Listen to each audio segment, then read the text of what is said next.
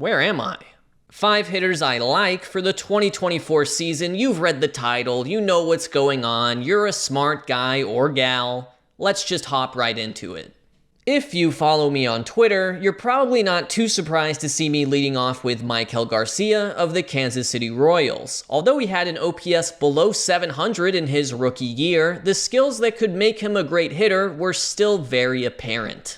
Sometimes I like to think of hitters in terms of only 3 categories: contact, chase, and barrels. How often do you make contact per swing, which correlates with strikeouts? How often do you chase outside of the zone, which correlates with walks? And how often do you barrel up the baseball, which correlates with home runs?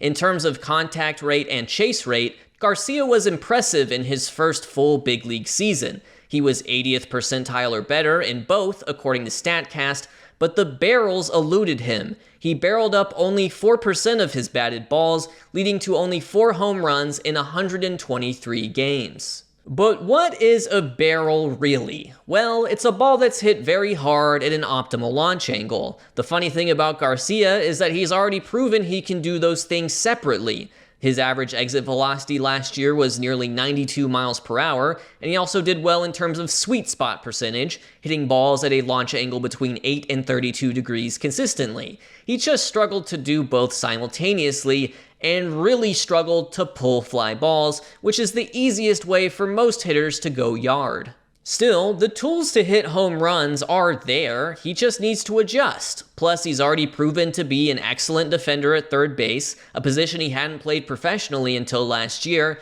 and a threat on the base paths where he stole 23 bases last season.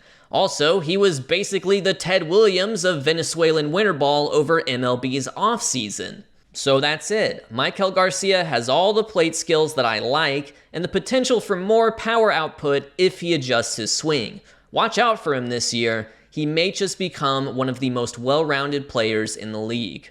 I need a Tyler O'Neill bounce back more than I need air. Back in 2021, he broke out in a monster way, establishing himself as the best left fielder in the league at the time. He's followed up that campaign with back-to-back injury-riddled years where he was average at best when he actually played, prompting the Cardinals to trade him to the Red Sox this past offseason.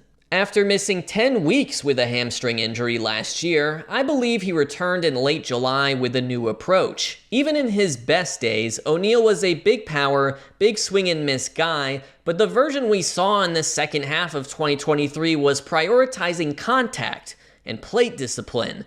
He made contact on 78% of his swings compared to 68% for his career, and chased 27% of pitches outside the strike zone compared to 31% for his career.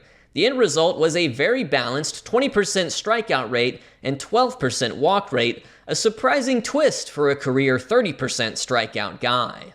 It almost reflects the priorities of another injury-riddled, struggling outfielder who turned things around, Cody Bellinger, who returned to prominence with the Cubs after embracing a contact-oriented approach. Even better, O'Neill still maintained respectable exit velocities and barrel rates despite naturally sacrificing some power.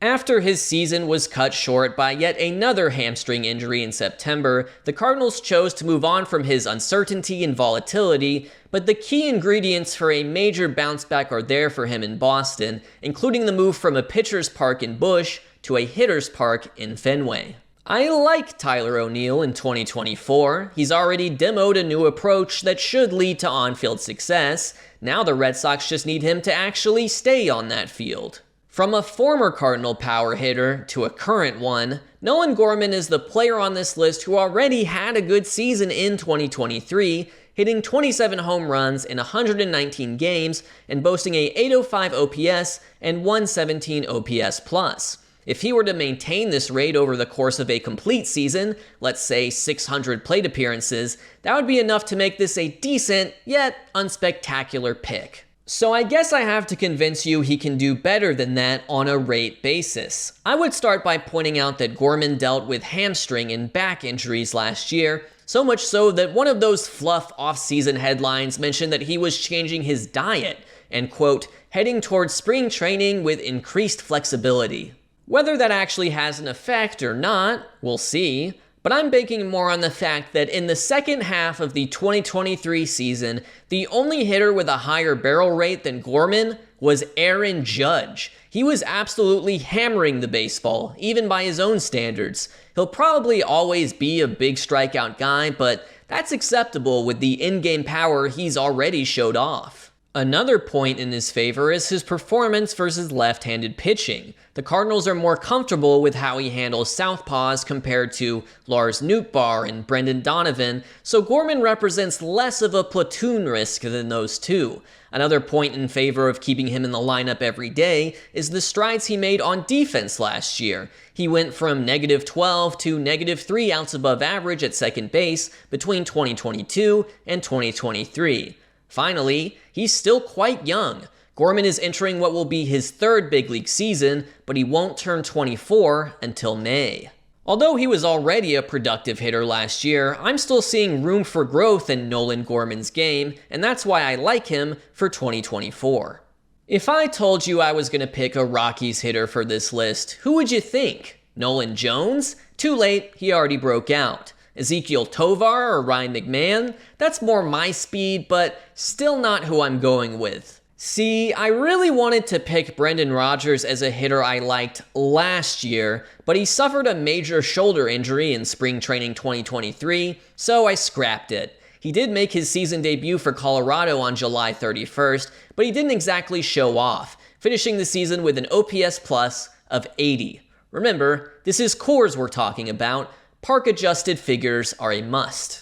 Considering the injury, I'm going to give him a mulligan. After all, this just means the expectations are lower, so I'll look even smarter if he comes good. The reason I was so enamored by Rodgers heading into last year was because he improved his process at the plate between 2021 and 2022, but didn't have the surface-level stats to show for it. His strikeouts were down, his walks were up, and he was hitting the ball harder, but his batting average on base and slugging all decreased. It just seemed like bad luck to me. As for 2023, the narrative here is that Rodgers was just getting going right before the season ended. He had a 572 OPS in August, but a 803 OPS in September, and he didn't even homer until September 20th, his 36th game of the season, then proceeded to hit 3 more before closing out the year. The Rockies are going to let him ride as their everyday second baseman again in 2024, so I like Brendan Rodgers because, gosh darn it, somebody has to. Just don't expect him to be a base-stealing threat. He's never even attempted a stolen base in a major league game. As an enjoyer of the catcher position, it's time for my annual catcher breakout pick. This year, it's going to be Shea Langeliers. Whether we're talking about his 2022 Big League Cup of Coffee or 2023 first full season in MLB, Shea Langeliers has been fundamentally the same type of hitter. A lot of strikeouts, not a lot of walks, but a smattering of home runs. Langeliers has played 175 games with the still in Oakland Athletics and hit 28 home runs. Because he hasn't done much else besides hit home runs, Langeliers currently sports a career 683 OPS, but I think he started to turn the corner offensively late in the 2023 season. Between the first and second half, his chase rate dropped from 38% to 33%, his average exit velocity jumped up from 89 miles per hour to 93, and his barrel rate also increased from 10% to 18%. He wasn't what I would call a new man, rather, a better version of who he already was. The second half version of Langeliers was an above average hitter on just a .223 BABIP, batting average on balls in play. Now look, that first half still happened. It's a little lazy to look at a player's second half and expect them to do it for a full season, but the underlying changes in chase rate and exit velocity tell me something good was going on.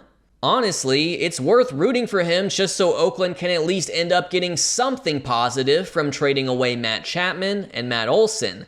Langeliers was part of the latter deal, and the former has already proven to be a total disaster. His defense at catcher hasn't graded out well overall. He has a great arm to control the run game, but StatCast really dislikes his receiving and blocking. But ultimately, this is called 5 hitters I like, and I like Shea Langeliers as a hitter in 2024.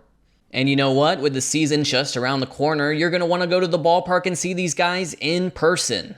If you want to head to a game soon, SeatGeek has you covered. You can think of SeatGeek as a ticket search engine. What I like to do is I like to sort by deal score. So it just takes the price versus the seat and assigns a value to it. This is Kansas City Royals opening weekend versus the Twins. So if you want to see Maikel Garcia break out in person, how about this? For just $30 each, there's your view. Beautiful. And you can have this for even cheaper. If you use code FOOLISH at checkout, you will get $20 off your first order with SeatGeek. Again, SeatGeek, code FOOLISH. Thank you for watching.